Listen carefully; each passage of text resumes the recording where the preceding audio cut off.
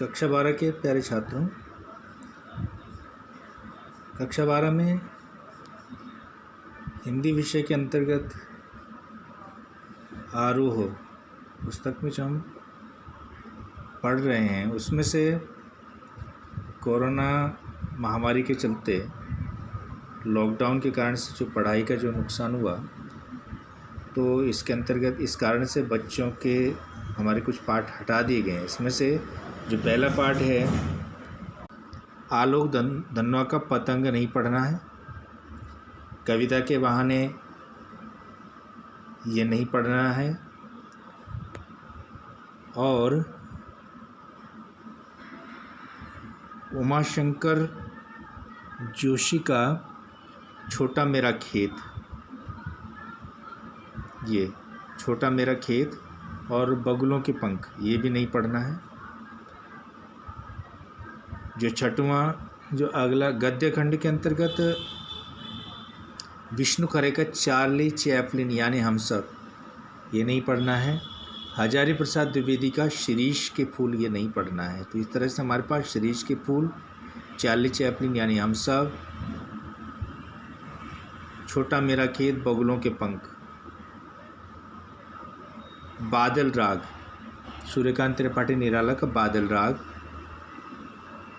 कविता के बहाने सूर्यनारायण का, और आलोक धनवा का पतंग, और हरिवंश राय बच्चन का आत्म परिचय, यह पाठ इस समय हटा दिए गए हैं।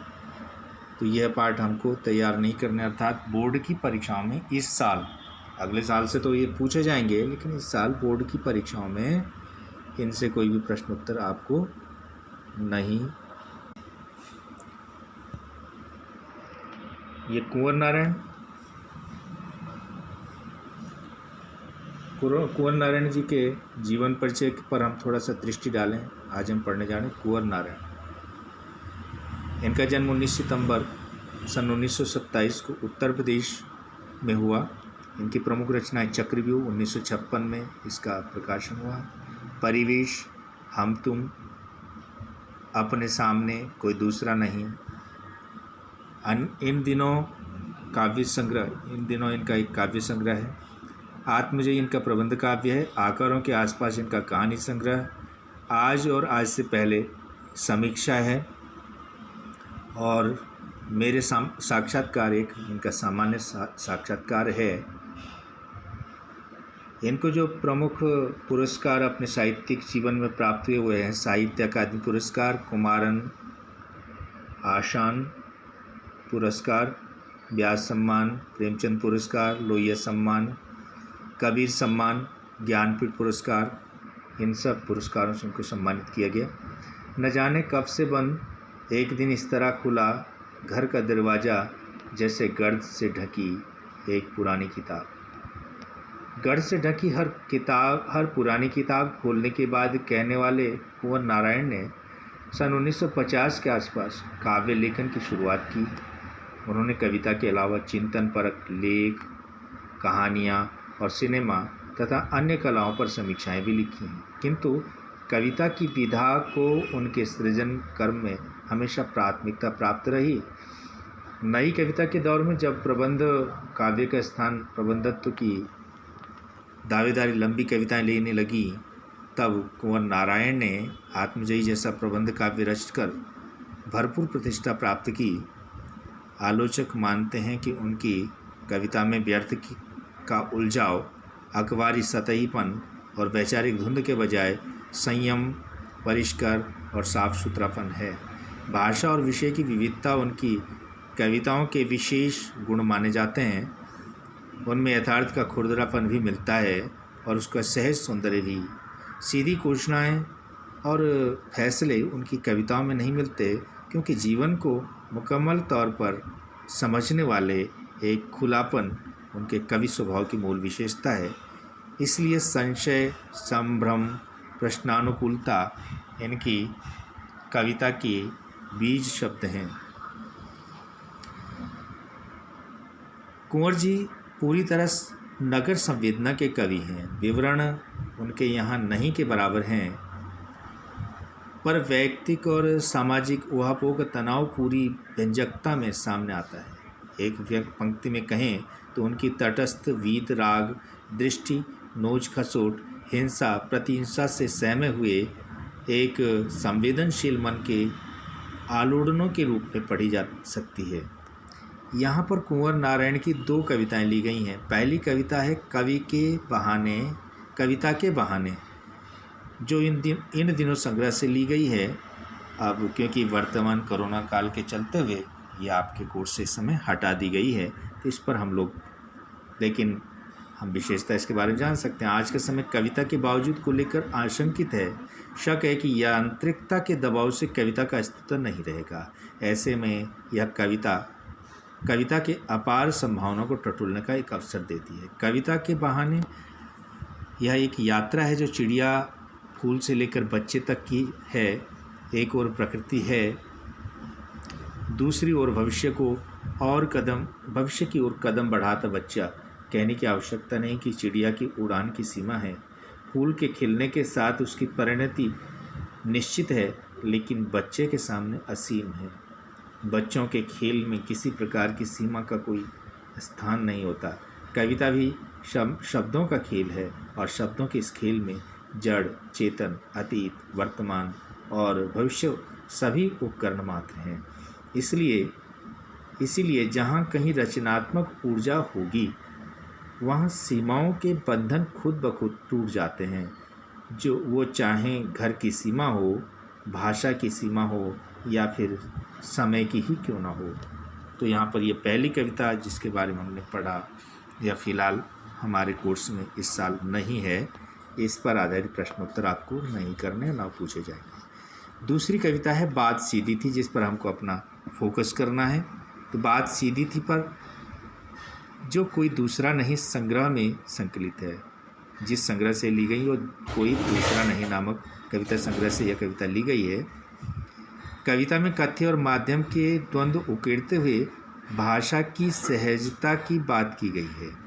हर बात के लिए कुछ खास शब्द नियत होते हैं, ठीक वैसे ही जैसे हर पेंच के लिए एक निश्चित खांचा होता है। अब तक जिन शब्दों को हम एक दूसरे के पर्याय के रूप में जानते रहे हैं, उन सब के भी अपने विशेष अर्थ होते हैं। अच्छी बात या अच्छी कविता का बनना सही बात का सही शब्द से जुड़ना होता है, और जब ऐसा होता है तो किसी दबाव या अतिरिक्त मेहनत की ज़रूरत नहीं होती, वह सहूलियत के साथ हो जाता है। तो कविता के बहाने कविता को छोड़कर हम आते हैं बात सीधी थी पर। बात सीधी थी पर एक बार भाषा के चक्कर में जरा टेढ़ी फंस गई। उसे पाने की कोशिश में भाषा को उल्टा पलटा तोड़ा मरोड़ा घुमाया फिराया कि बात या तो बने या फिर भाषा से बाहर आए, लेकिन इससे भाषा के साथ साथ बात और भी पेचीदा होती चली गई। सारी मुश्किल को धैर्य से समझे बिना मैं पेंच को खोलने के बजाय उसे बेतरह कसता चला जा रहा था, क्योंकि इस करतब पर मुझे साफ सुनाई दे रही थी तमाशबीनों की शाबाशी और वाह वाह। आखिरकार वही हुआ जिसका मुझे डर था। जोर ज़बरदस्ती से बात की चूड़ी मर गई और भाषा में बेकार घूमने लगी। हार कर मैंने उसे कील की तरह उसी जगह ठोक दिया। यहाँ पर सूर्य नारायण जी की साहित्यिक विशेषताओं पर अगर हम नज़र डालें तो सूर्य नारायण जी की जो साहित्यिक विशेषताएं, एक तो वैज्ञानिक दृष्टिकोण इनका महत्वपूर्ण है, विचार पक्ष की इनमें प्रधानता है, प्रतीकात्मकता इनकी विशेषता है, नगरीय संवेदना के चित्रण इन्होंने किया है, इसके लिए विशेष रूप से जाने जाते हैं। सामाजिक चित्रण, मानवतावाद, भाषा शैली, अलंकार में यहाँ पर जो इन्होंने पेंच को आधार बनाया है, पेंच को आधार बना कर के इन्होंने जो कवि के द्वारा कविता की रचना करने की जो सावधानियां हैं, उस पर पेंच के माध्यम से इन्होंने अपनी बात रखी है। जिसमें इन्होंने स्पष्ट किया है कि जब भी कवि कोई रचना करने लगता है तो उसे अपनी बात को सहज भाव से कह देना चाहिए, न कि तर्क जाल में उलझाकर अपनी बात को उलझा देना चाहिए। आडंबरपूर्ण शब्दावली से युक्त रचना कभी भी प्रभावशाली तथा प्रशंसनीय नहीं होती। उसके लिए कवि ने पेंच का उदाहरण दिया है। पेंच को यदि सहजता से पेचकस से खोल लिया जाता है तो निकल जाता है, लेकिन यदि उसके साथ जोर ज़बरदस्ती की जाती है तो चूड़ियाँ, उसके पेंच की चूड़ियाँ घिस जाती हैं, मर जाती हैं, और उससे फिर अंत में उसका एक ही इलाज होता है कि उसे ठोंक कर वहीं दबा दिया जाता है। इस प्रकार अपनी अभिव्यक्ति में यदि कवि सहज भाषा का प्रयोग नहीं करता और उसकी रचना प्रभावोत्पादक नहीं बन पाती, सही बात को सही शब्दों के माध्यम से कहने से ही रचना प्रभावशाली बनती है। तो यहाँ पर वही बात कह रहे हैं कि बात सीधी थी पर एक बार भाषा के चक्कर में जरा टेढ़ी फंस गई, क्योंकि कवि अपनी कविता को भाषा के आडंबरों में बांध करके जब रचना करने लगता है, उसमें बनावटी शब्दों का प्रयोग करता है, तो वह भाषा के चक्कर में कविता का उद्देश्य भटक जाता है और कविता का उद्देश्य कभी स्पष्ट नहीं होता है। क्योंकि कवि का उद्देश्य क्या होता है कि अपनी रचना को लोगों की समझने लायक और लोगों की वाहवाही के लायक और विचारों का उसमें प्रवाह ठीक से आ पाए, इसके लिए वह शब्दों का सहारा लेता है और शब्दों को घुमा फिरा करके जोड़ तोड़ कर देने का प्रयास करता है। लेकिन भाषा के चक्कर में वो क्या करता है, उसे पाने की कोशिश में भाषा को उल्टा पलटा, जब उसकी भाषा यानी कि कविता जब उलझ कर करे जाती है तो फिर क्या करता है, उसे पाने की कोशिश में भाषा को उल्टा पलटा, तोड़ा मरोड़ा, घुमाया फिरा, अपने शब्दों को उलट पुलट कर आगे का पीछे, पीछे का आगे करके, या फिर उल्टा पुल्टा करके, तोड़ मरोड़ करके जब प्रस्तुत करता है तो इससे फिर क्या होता है कि उस बात को बनाने के लिए, यानी कि विषय को निकालने के लिए कविता के माध्यम से जो जिस विचार को प्रकट करना चाहता है कि ताकि वो विचार लोगों की समझ में आ सके और लोगों को वाहवाही भी मिल सके, या फिर भाषा उससे जो भाषा में जो टेढ़ा मेढ़ापन आ गया वो थोड़ा सा वो भाषा सहज बन पाए, सरल बन पाए। लेकिन इससे क्या होता है, इससे भाषा के साथ साथ बात और भी पेचीदा होती चली गई। इससे क्या होता है, जिस बात को वह सरल करना चाहता है, सहज करना चाहता है, जिस कविता को सहजता और सरलता के साथ प्रस्तुत करना चाहता है, वह और टेढ़ी मेढ़ी होती चली जाती है और कठिन होती चली जाती। सारी मुश्किल को धैर्य से समझे बिना मैं पेंच को खोलने के बजाय, यहाँ पे कवि अपना उदाहरण दे रहा है कि क्योंकि स्वयं कवि हैं, कवि अपना उदाहरण दे करके कि मैंने जिस कविता को अपनी भाषा के चक्कर में, भाषा के शब्द जालों में उलझा दिया है, उस कठिनाई से बाहर निकलने के लिए अपने धैर्य को समझे बिना, अपने धीरज को समझे बिना मैंने क्या किया, पेंच को खोलने के बाद, जिस प्रकार से हम पेंच को खोलने के लिए पेचकस का उपयोग करते हैं और उसको अगर हम सरलता से जब तक चलाते हैं, अगर कहीं पे अड़ जाए पेंच, जब अड़ जाता है उसको अगर हम ज़बरदस्ती कसने का प्रयास करते हैं तो पेंच की चूड़ियाँ कट जाती हैं। उसी प्रकार से मैंने पेंच को खोलने के बजाय क्या किया, बेतरह से मैंने उसको कस दिया, और कसने के बजाय, क्योंकि मैं खोलना चाह रहा था, पेंच को खोलना चाह रहा था पेचकस की सहायता से, लेकिन खोलने के बजाय मैं उसको अनजाने में उल्टा ही घुमाता चला गया और वो उसको कस रहा था। अधिक कसने के कारण से उसके पेज की जिस प्रकार से चूड़ियाँ कट जाती हैं, उसी प्रकार से मेरी कविता भी और मेरा साहित्य भी, मेरी रचना भी और उलझ करके रह गई। क्योंकि मैं वहाँ पर, मेरी कल्पना में तो यह चल रहा था कि मैं जिस रचना को रचने जा रहा था, उस रचना के कारण से जो श्रोता थे, जो पढ़ने वाले थे, उन सब की मुझे शाबाशी मिलने थी, उनकी वाहवाही मिलने वाली थी। लेकिन यहाँ पर सब कुछ उल्टा हो गया। मेरी कविता उस पेंच की भांति उलझ कर अटक करके रह गई और पेचीदा और कठिन हो गई, जिसको कि बहुत आसानी से समझा नहीं जा सकता। आखिरकार वही हुआ जिसका मुझे डर था, और मुझे जिस बात का डर लग रहा था वही बात है कि जोर जबरदस्ती के कारण से, जिस प्रकार से मैंने पेंच की चूड़ियाँ जिस प्रकार से कट गई, और वह जो है निकल करके, घूम करके बाहर निकलने के बजाय फिर मुझे हार करके, थक करके मुझे उस पेंच को वहीं ठोकना पड़ा, और इस कारण से मेरी कविता भी उलझ करके रह गई।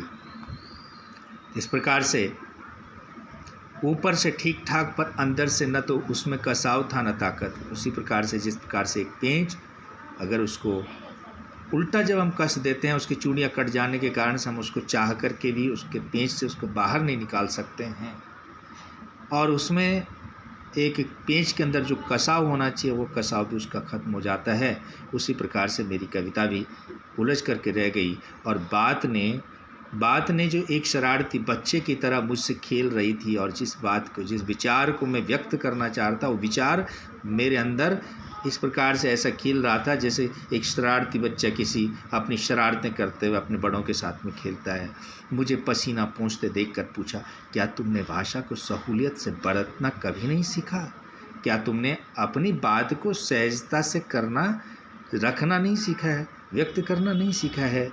तो इस प्रकार से यहाँ पर कवि कुंवर नारायण जी ने एक सीधी सरल सी पेंच का उदाहरण देते हुए शब्दों के जाल में उलझने के बजाय अपनी बात को सीधे सरल तरीके से रखने की बात का संदेश दिया है।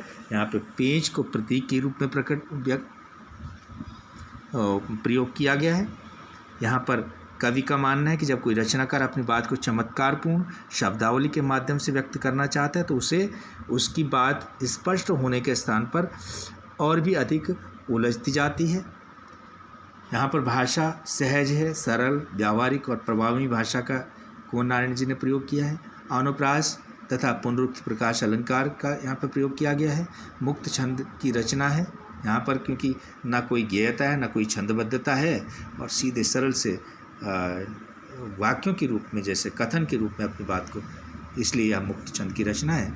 मुहावरे का यहाँ पर सहज भाव से, क्योंकि इनकी कविता की पूरी एक विशेषता है कि इन्होंने विशेष रूप से विशेष प्रयास के साथ में कहीं भी साहित्यिक सौंदर्य का प्रयोग नहीं किया, बल्कि स्वाभाविक रूप से सहजता के साथ में अगर कहीं पे जो दिखाई दे गया है वही उनकी कविताओं में प्रयुक्त हुआ है। लाक्षणिकता का गुण विद्यमान है। लाक्षणिकता यानी कि लक्षण जहाँ पर बताए जाते हैं, कोई किसी जैसे पेंच की और कविता के लक्षण यहाँ पर समान बताएं, तो इसलिए यहाँ पर लाक्षणिकता का गुण विद्यमान है। इस प्रकार से अगली कविता लेकर के, अगले साहित्यकार को लेकर के हम आपके सामने प्रस्तुत होंगे, और इसके जो अभ्यास प्रश्न हैं इन पर अगले